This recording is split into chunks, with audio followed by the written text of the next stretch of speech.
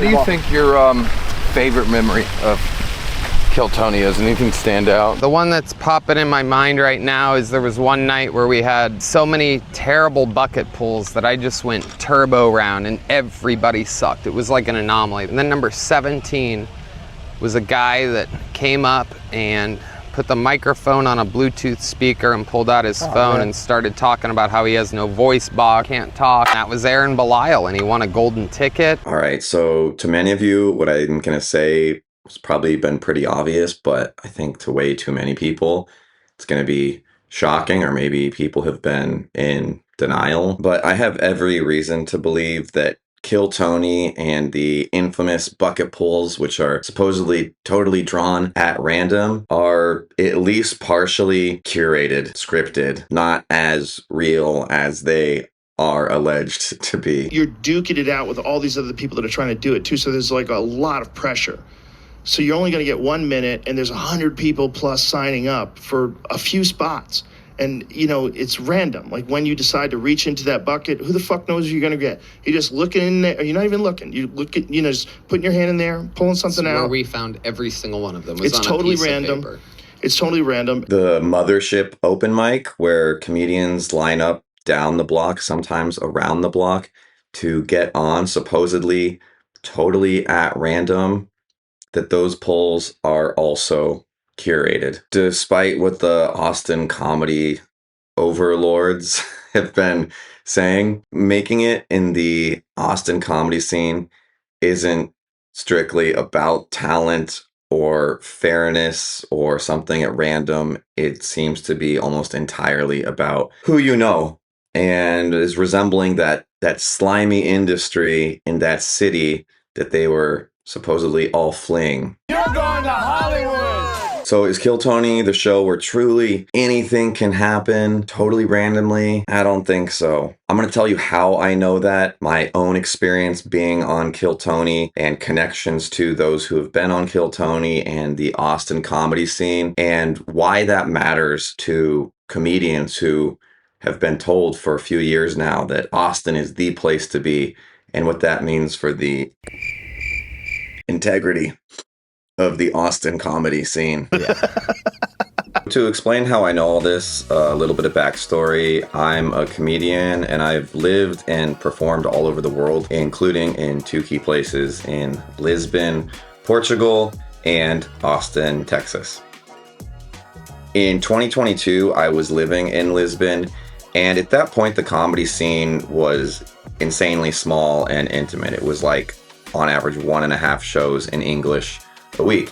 And so I'd produced shows before and lived in other cities, so I took it upon myself to kind of help grow the scene there. This is a Facebook group that I started. This is a meetup page I started, and those got good followings. And by the time I left Lisbon, like 7 months later, there was like on average 8 shows in English a week. Around late March 2022, this Canadian guy with cerebral palsy showed up, and he started coming to comedy shows. And he was a computer programmer, and he's actually at this show here where I'm performing. And at a certain point, he expressed some interest in doing comedy, and so the other local comics encouraged him to do so. And then we all kind of started helping him out, encouraging him to perform, and kind of becoming a sounding board for no pun intended, for issues that he was, just any issues, just helping out like a fellow aspiring comedian, and because he's mute, like it was easy to help edit jokes and offer feedback and, help kind of ghostwrite some things for him. This is actually Ahren and I on stage at my show Bad Advice in Lisbon. Once he left, after a couple months, we stayed in contact on WhatsApp, and I continued to kind of give him feedback on videos, and we were both kind of trying to put stuff on TikTok at the same time and whatnot. In January 2023, Ahren, he was back in Canada, and he told me that he was going to be flying to Austin to be on Kill Tony. What? I said you're fat. Maybe you should also check to see if you're deaf. These are the texts here. You can read them and see what I'm talking about. So yeah, 4 weeks later, Ahren flies to Austin, and wouldn't you know it, He magically gets pulled as he was planning to be there and told to be there in Austin to be on Kill Tony, and it just magically happened to be after Tony goes through bucket pull and bucket pull saying, this person's horrible. I've never seen such a rapid fire thing, like why this one night?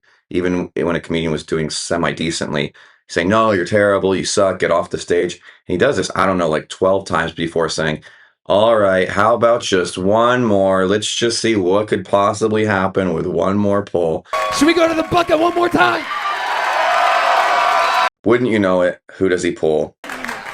Ladies and gentlemen, make some noise for Ahren Belisle, everybody. Was it a coincidence that there was a guy, a puppeteer on the same episode who, ironically, the puppet didn't have a voice of his own? Torch, why do you think the guy with his hand up your ass never took the time to get good at being a ventriloquist? Maybe it was a coincidence. I don't know. Tony loves an arc in his stories, right? And that is a pitch perfect example of a storyline and building an arc of, oh, we got this crazy puppeteer guy who can't show his face and he has to speak through the puppet. The puppet doesn't have its own voice, and then go through bucket pull. Horrible. Oh my God, we hate them. Oh my God, this show's a disaster. There's nothing that could save this show. Should we go to this bucket again?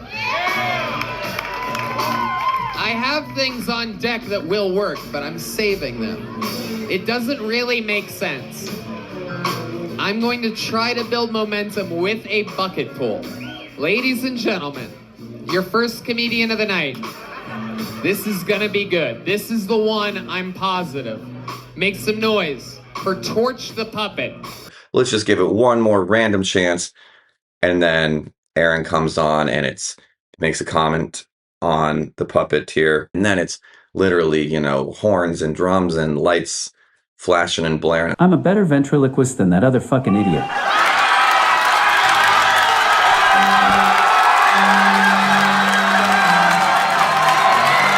Oh my God, it's a miracle that we pulled this guy somehow. Somehow this guy from Canada who happened to be in Austin and happened to sign up for Kill Tony for the first time. Allegedly, according to some people who work these venues, a Canadian comedian, Jason Rouse, who spends half his time in Austin, had known Ahren from Canada. Well, I was having a problem, and I thought the best thing to do was call Jason Rouse. Wow. Yeah. Jason Rouse name drop. Brought Ahren to the club as they, had some coordinating before. Brought Ahren to the green room and said, hey, this is Ahren.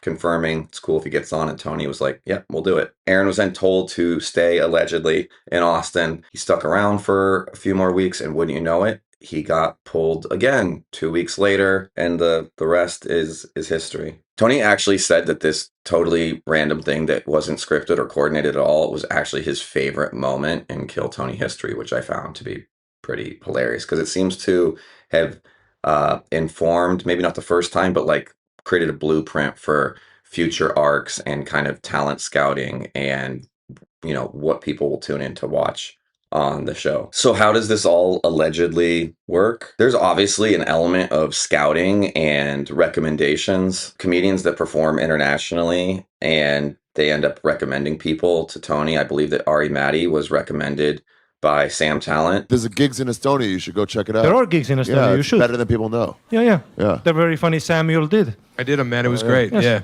I'm pretty sure that JD McCann was recommended by Shane Gillis. He's from Australia. Shane found him in Australia and saved his life.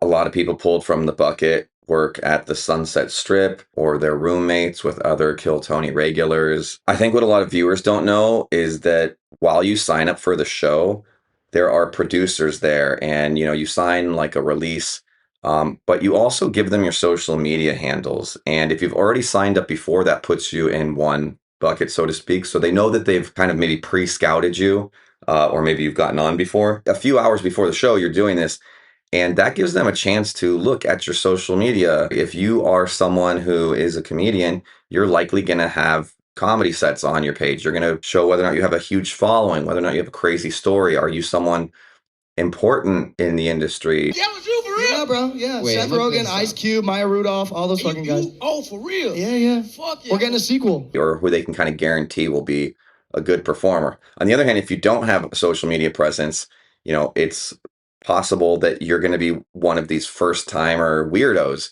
They do see you, and trust me, having been in at least 4 locations now for sign up since it was their Mothership where we would wait in the alleyway, Mothership where we'd wait in Shakespeare's next door, Mothership where we'd wait at Poor Choices across the street, Mothership when it was back at Shakespeare's. It's been all over the place. The producers are seeing you, right? Phoenix Provocateur. I was there the night she got pulled, and like as soon as like she walked in, you're like, oh, this person sticks out. Totally, this would be good for television. That's ultimately what we're doing here. You never feel like it's organic, right? It's the people with the crazy backstories, or it's the people with the crazy front stories, You'll notice a lot of people will say things like, oh my God, I just spent, all night driving from Wyoming. I haven't slept at all. Or, oh, I just got in town 3 days ago, maybe 3 weeks ago, but there's really kind of this window of like 1 hour to like 3 weeks where it seems like an overwhelming amount of people are pulled. When they talk about, 250 people signing up, a lot of those are regular comedians who've lived in Austin. They're signing up every week. Maybe they've been signing up for 2 years, 3 years. They've never once gotten pulled. They're there every week, but it always seems oddly, coincidental that it's like, wow, someone's first, second, or third time signing up. Man, they just got here 45 minutes ago and they're getting pulled. But the person who I know and I've seen who's been signing up, 36 times in a row hasn't gotten pulled. So yeah, you'll notice that these bucket pulls tend to follow an arc. If their comedy sucks, but their interview is great, that's a saving grace. If they're an amazing comedian, but their interview sucks, that's actually like worse, So bad set, good interview always ends up trumping good set, bad interview. Those are the kind of people. You look at Karen Jones, not a comedian, but she's gotten brought back several times because she's got a crazy backstory. There tends to be a pattern of getting up, if you're one of those people with a crazy backstory, like 3 to 5 times in, I'll say, a 2-month to 4 or 5 month span. They basically want to squeeze all the lemon out of the juice that they can. And then once it feels like tiring in terms of what you bring to the stage, you'll notice that these people don't get back up again, right? There's kind of like the flavor of the moment characters. It's honestly a lot like performers in the adult industry. They're hot for a second, they get used up. And as soon as you're doing, Lost in the Hood, triple team black anal, all right, that was your last one. You're no longer. People have gotten their fill, and it's on to the next new fresh meat talent. I cannot personally confirm this, but this is what I've heard from people connected to the Kill Tony world, so I'll say all of this is allegedly. Everything in the video, even my own personal experiences, allegedly. So the producers basically place the signups into 2 kind of buckets. There's the known quantities. Now these are people who they either know that they've already been on the show, they're known within the scene, or from their Instagram, you can tell that these are working comedians. These are people who have really good sets, and they're going to be a good comedic performer on stage. This also extends beyond comedy, just people who are like influencers or have big followings. They also get leeway. Then you have the unknown quantities. These are people who don't have an Instagram or don't have a large online footprint. Tony, being a massive fan of WWE, he loves and understands a good story arc. So according to those Kill Tony insiders, allegedly the producers kind of give him 2 lists, right? The people who he knows he just wants to get on. It's a friend of a friend. It's somebody visiting. It's someone like an Ahren. And then you have another list of known quantities and unknown quantities. And this is where, you can't fully predict what's going to happen, but you're like, okay, maybe we've had 2 people who we've never had on the show before and they're just absolute killers. Let's pull one of the unknown quantities and maybe they'll surprise us.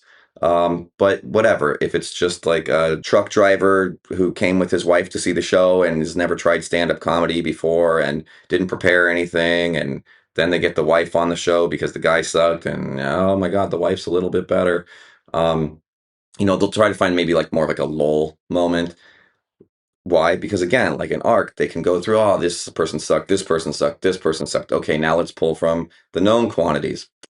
Someone really good. All right, we're going to go to the bucket one last time. We're in it. You guys still having fun out there? All right, your final bucket pull of the night goes by the name of Heath Cordes, everybody. Here we go. For my own part, I moved to Austin. I moved to Austin the week that Ahren got pulled. We hung out there. And I got pulled within 2 months of moving to Austin. It was the night that the Mothership had just opened up. I gave them a very compelling, very personal story. Eric, here's a big joke book. Amazing set. Very fun interview. Funny That's real stuff. I Texas appreciate it weather. so much. Very, very fun. Eric Barry. Got used up and never got pulled again. Of course, there's times when things might not go according to plan or might go off the rails for the show. But that doesn't mean that there's not an attempt to push it in a certain direction or to have storylines that are there. And again, it's very similar to the WWE. Sometimes you miss the turnbuckle and you go with what's next.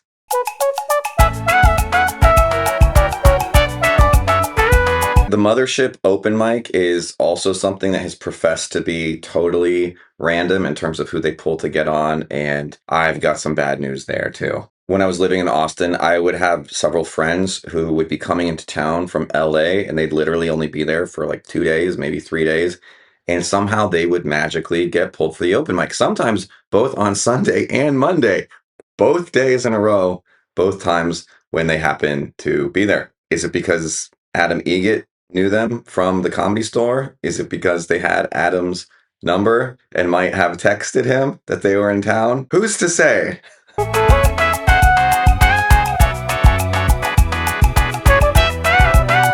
For decades, professional wrestling denied vehemently and violently that it was scripted. I think this is fake. You think it's fake?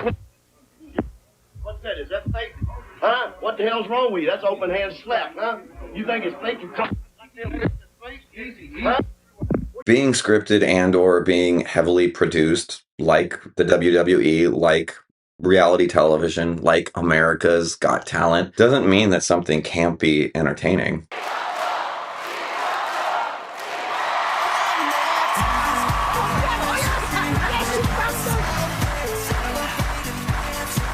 But it does mean it's being dishonest if we are consistently being told and led to believe that the outcomes aren't curated or being influenced by the powers that be. No one's pretending that what's happening in Austin doesn't happen in other cities, except the entire reputation of Kill Tony and the new mecca of comedy. I did. I just moved here a couple months ago. And you did it for stand-up comedy. Yeah, To I be did. at the epicenter of Yes, stand-up. sir. Oh my God. Wow. Was built on this concept that, if you came to Austin, it was all about equal opportunity, that the cream would rise to the top, and that this was some sort of anti-establishment, we're going to do it cleaner and more purely than in the other cities. Instead, it turns out it's built on who you know and what the producers think will get the most views. Rogan and Tony have been working so hard to try to sell this idea that Austin is just this robust comedy scene where opportunity is around every corner, and it just, puts LA and New York and London and all these international comedy cities to shame, and it's just not true. Instead, what Austin is a city with a saturation of great comedians and a even greater saturation of terrible comedians. I wouldn't even call a lot of them comedians. No offense, guys. Love you. You're all nice, but most of you have never tried anything other than signing up for Kill Tony. And yeah, the infrastructure is just not there in Austin. But most importantly, the thing is there's not enough opportunities to perform, and the opportunities that are there to perform, there's not an audience there. Austin's never going to be the mecca of comedy. And that is so much truer than anything that Tony or Rogan are trying to sell people right now. Austin could be a cool niche comedy town where it supports its fellow friend celebrity comedians and makes rich comedians even richer. But if you actually care about comedians, be honest about it. Otherwise, you're just a wannabe Hollywood with just as slimy of morals. The Fraudston comedy scene. I actually made a video specifically about Austin and why it's never going to be the Mecca. You can click on it on one of these things.